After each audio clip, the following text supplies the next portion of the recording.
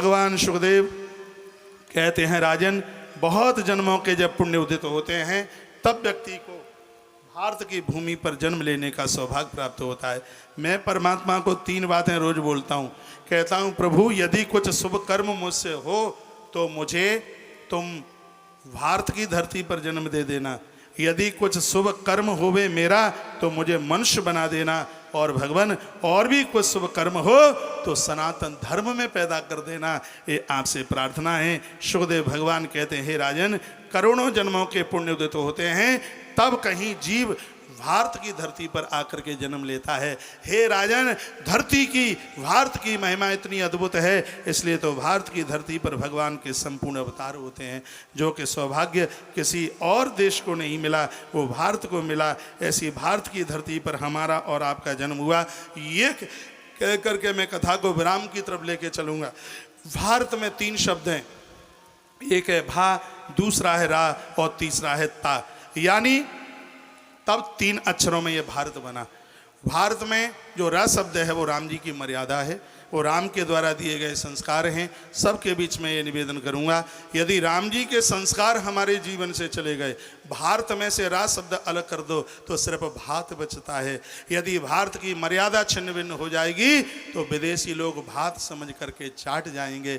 मैं फिर एक बार आज की कथा में इस बात के लिए निवेदन करूंगा, जहाँ राजा प्रियव्रत ने कहा था मनुष्य शरीर धारण करना पुण्य की बात है, और शरीर धारण करने के बाद भी मनुष्य बन जाना ये बहुत बड़े पुण्य की बात है। हम शरीर मनुष्य का तो लिए बैठे हैं, अब हम अपनी मनुष्यता को प्रकट कर दें, अच्छी तरह से हम मानव बन करके बता दें। ये 26 अध्याय 5वें स्कंद में ये ऐसी कथा अभी कहीं जाएगा नहीं।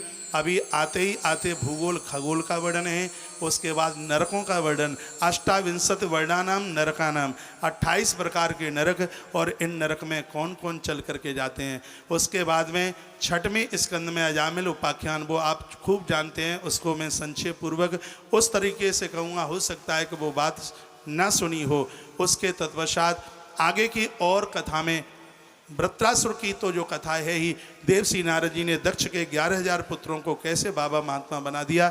आज की कथा में ये कथा है 49 मर्दगणों की उत्पत्ति के साथ साथ आज प्रहलाद चरित्र, माँ तुलसी का अवतरण सागर मध्य किस प्रकार से हुआ ये सबको पता नहीं है। समुद्र मंथन में से कैसे गाय बाहर निकल करके आई, ये आज की कथा में ऐसे अद्भुत प्रसंग हैं, जिन प्रसंगों को सुनने के लिए आपको सिर्फ 15-16 मिनट दी जा रही है। आप बहुत जल्दी से पानी पीते हुए और अपनी जगह पर चल के आ जाइए। बहुत बहुत धन्यवाद। 12:15 बजे से लेकर अभी तक आप बिना पानी पिए हुए बैठे हुए हैं, बहुत बहुत धन्यवाद है। अब बैठे क्यों हो, जल्दी जाइए, फिर जल्दी आइए, जल्दी से पानी पी के आ जाएं। कार्यकर्ता लोग माताओं को वहीं पहुंच करके जल पिलाएं। आज कथा में बहुत आनंद आएगा। हो सकता है कि भगवान के जन्म महोत्सव तक पहुंच जाएं, इसलिए कहीं जाइएगा मत। एक बार जयकारा लगाइए, बोले बांके बिहारी लाल की जय हो, श्री हनुमंत बलवंत महाराज की जय हो, परम कल्याणमयी गो माता की जय हो, आज के आनंद की जय हो, जय जय श्री राधे।